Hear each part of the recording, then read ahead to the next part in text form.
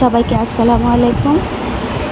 দেখেন আমার প্রিন্সেস নিজ হাতে কাগজ কাটাতে আমি হেল্প করেছি, কিন্তু কেটে কালার করছে নিজ হাতে এবং ড্রয়িংও করছে, আর সব কিছু নিজে। স্কুলের এটা হোমওয়ার্ক ছিল যা সে নিজ হাতে করলো।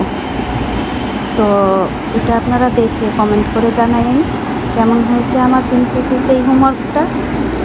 তো দেখতে থাকুন।